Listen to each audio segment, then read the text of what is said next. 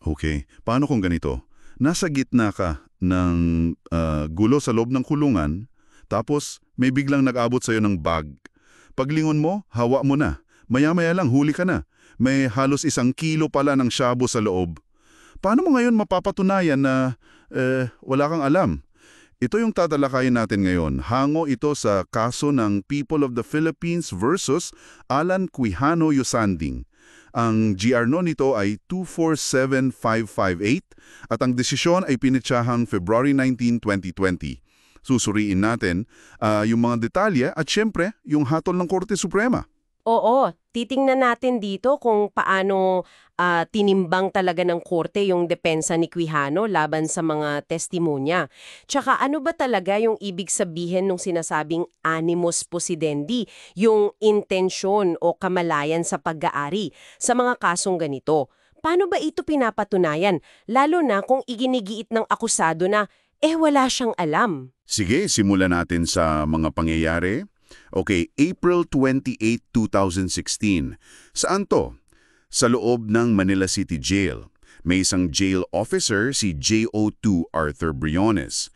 Napansin niya, itong si Mary Vic Tulipat tumanggap daw ng isang light violet na bag galing sa parang bakery yata sa loob.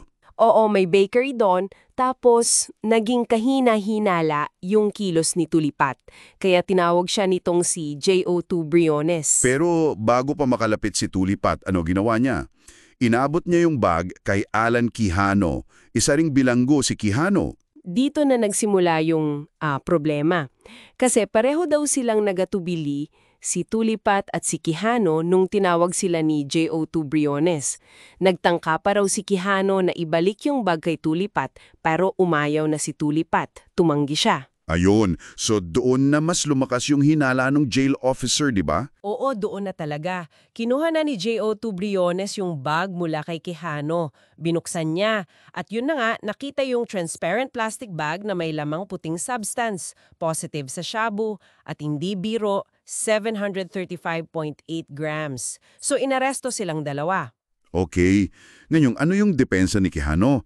Ang sabi niya, wala siyang animus possidendi. Tama. Git niya, pinahawak lang daw sa kanya ni Tulipat yung bag saglit lang. Saktong-sakto bago siya nasita.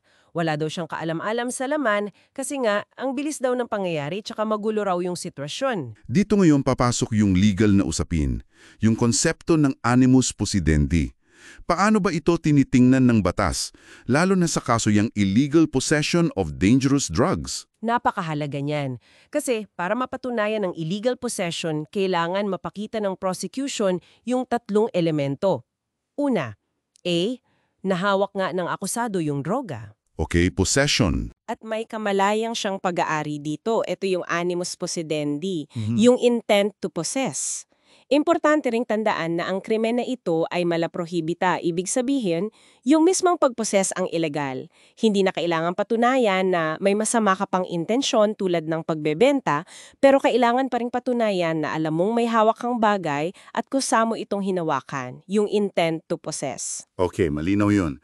So, ano ang naging desisyon ng mga naunang korte? Yung RTC at CA. Pareho. Parehong nag-convict kay Quijano. Ang sabi ng RTC at sinang-ayon ng CA, yung mga kilos daw ni Quijano. Yung mga ikinilos yan nung nahuli siya. Oo. Yung pagtanggap niya raw ng bag. Kahit may gulo, yung pag-aatubili niyang lumapit sa jail officer, tsaka yung pagtangka niyang ibalik yung bag kay Tulipat. Lahat daw yon ay mga indikasyon. Nagpapakita raw na may kamalayan siya o at least hinala sa illegal na laman ng bag. So, amabot ito sa Korte Suprema, anong naging pasya ng SC? Kinatigan ng Korte Suprema yung conviction. Sinabi ng SC na kapag ang isang tao ay nahuli ng may hawak na illegal na droga, meron ng tinatawag na presumption, isang pag-aakala ng batas na mayroon siyang animus possidendi. So automatic na may presumption. Parang ganon. Ang bigat ngayon ng pagpapatunayan ay nalilipat sa akusado. Siya na yung kailangang magpakita ng ebidensya na wala talaga siyang kamalayan o intensyon.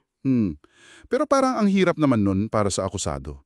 Kasi kung nahuli ka, nahawak mo kahit saglit lang, kahit sa gitna ng confusion, parang ang hirap ng kumontra dun sa presumption. Totoo. Yan talaga ang challenge sa mga ganitong depensa.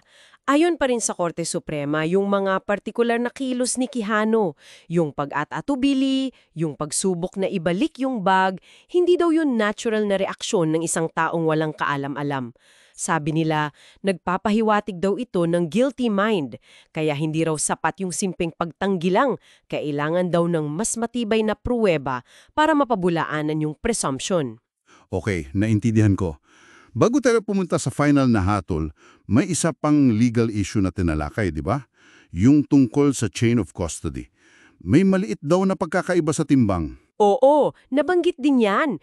May maliit na discrepancy nga daw sa timbang nung shabu. Paano yun naresolba? Well, ipinaliwanag nung forensic chemist. Sabi niya, posibleng dahil daw yun sa pagkakaiba ng weighing scale na ginamit. For example, dun sa field test versus dun sa laboratorio na mas calibrated. Tinanggap naman ito ng Korte Suprema. Sabi niya, yung maliit na pagkakaiba na yun, hindi naman daw nito nasira yung integridad ng ebidensya. Malinaw pa rin daw na shabu yung nakumpiska at yun din ang naipresenta sa korte. Okay, malinaw. So dahil dyan, anong naging pinal na hatol ng Korte Suprema kay Alan Quijano? Hinatulan siya ng Korte Suprema ng parusang life imprisonment at pinagmulta pa ng 500,000 pesos. Ito ay para sa paglabag sa Section 11, Article 2 ng RA 9165 o yung Comprehensive Dangerous Drugs Act. Grabe, life imprisonment, ang bigat talaga.